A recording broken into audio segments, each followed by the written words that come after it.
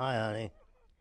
Just got your letter. Bob Rogers had no idea his wife Jean never received this letter he wrote her in June 1953. Sure is lonesome now.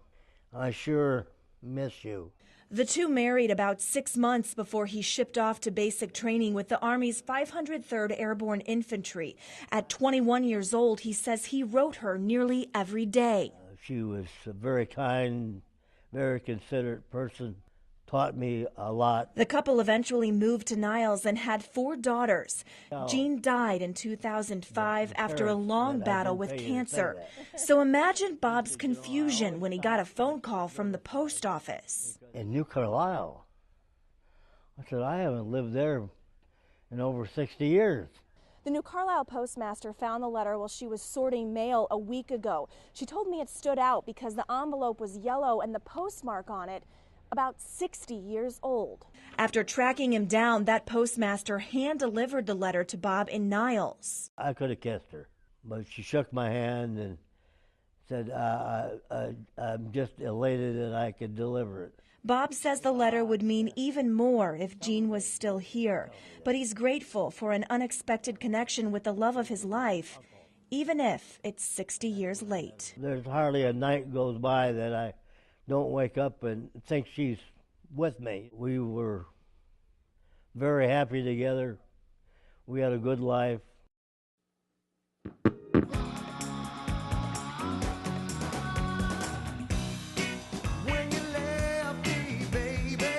The visitation, she wanted Motown. She wanted the music and she wanted people to have a good time.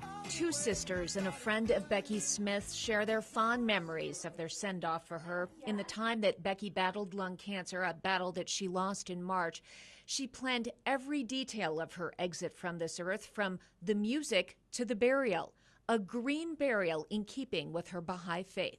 What it meant initially is no embalming. And then she was buried in a casket that was made, I'm thinking it was by the Amish, but it was a beautiful, just plain wood pine, I think, box. When I saw it, you were so struck by the design of it. So simple, but yet so beautiful and so her, so natural. And we threw dirt on it, and the sound of the earth against the wood, the natural sound of everything coming together. It just was just a beautiful thing. And it was just magical, really. It was. Becky is buried here in the Porter Ray Cemetery in Potato Creek State Park. And ironically, finding a cemetery willing to accept a more natural approach to burial, a green burial, it was no easy task for funeral director Pat McGann. I went through probably 60, 70 cemeteries all the way down to Lafayette, Indianapolis, to be able to find and identify cemeteries that would do that. Becky's burial also fulfilled the dream of her mother, Jane Rowe. She died of lung cancer back in 1986, and she wished for a green burial at a time when it simply was not available. And she yearned to have just her body thrown into the ground so that it could take its natural course of decomposing. It's all a part of the natural cycle of living and dying. Who can argue with it? It's sensible and natural.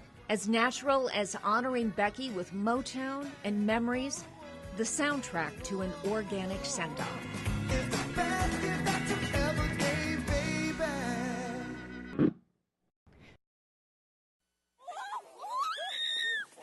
Stunts like these make you think, ouch, that's gotta hurt. Oh my gosh, oh my gosh.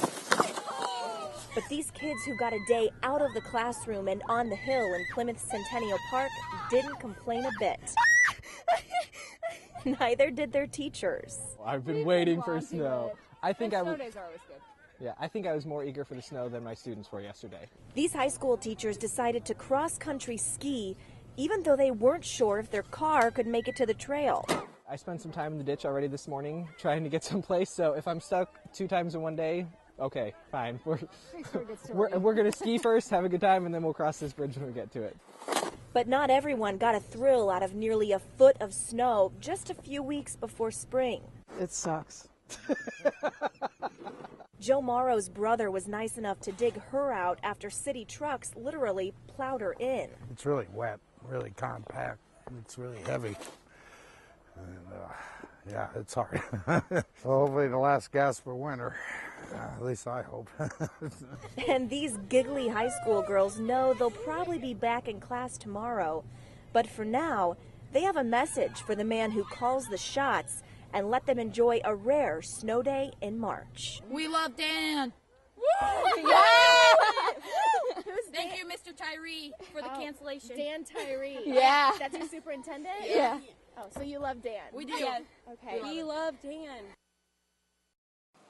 At St. Paul's Lutheran Church on Center Street, a steady stream of mourners flowed in and out on the first day of visitation. This church will also be the site of the funeral Friday for Bowen. That is the day when the biggest crowds are expected to come and pay their last respects. I'm preparing for up to 10,000 people. With the potential for that kind of influx, the town's police department already has started to block off areas on the streets, and they're calling in reinforcements to meet the logistics and the security needs.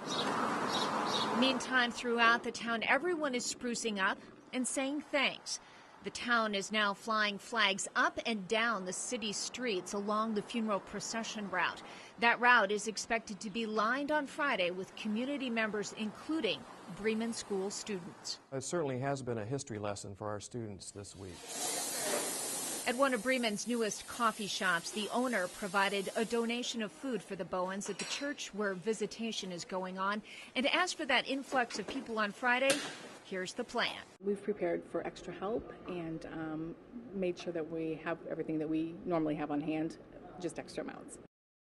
It's our lifeline, our go-to friend, sometimes the only thing we can depend on for instant gratification and information.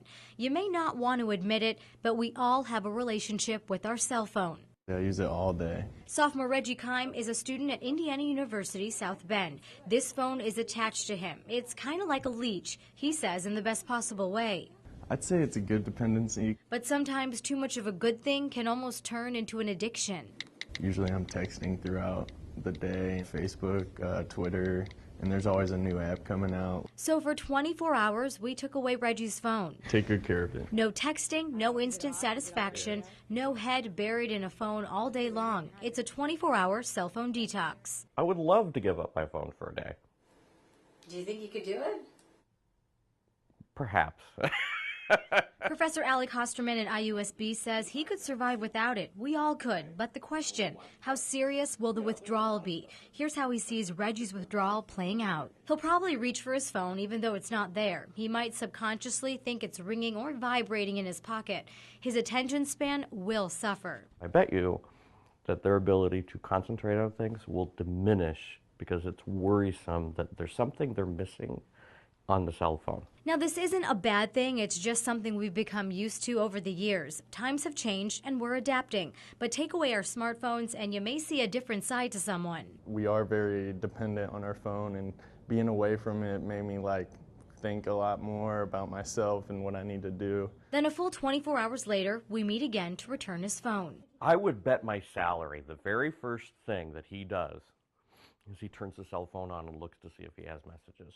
Professor Hosterman was spot on. There Reggie goes. I'm going to turn it on. Happy as a clam, united with his iPhone. As I can feel my phone vibrating multiple times, I must have missed a lot of text messages and calls. Hosterman says Reggie's behavior is normal, and here's why. As humans, we're always seeking affirmation. Having a phone ringing or buzzing gives us that constant satisfaction that someone wants us or is waiting for us to respond. That 24 hours, I'd never really experienced anything like that. Reggie suggests trying a cell phone detox. A life without his head stuck in a smartphone made him much more aware of what he was missing. I recognized a couple friends I hadn't seen in a while, and it was good to talk to them, and catch up with them. Colleen Ferreira, WSBT Channel 22 News.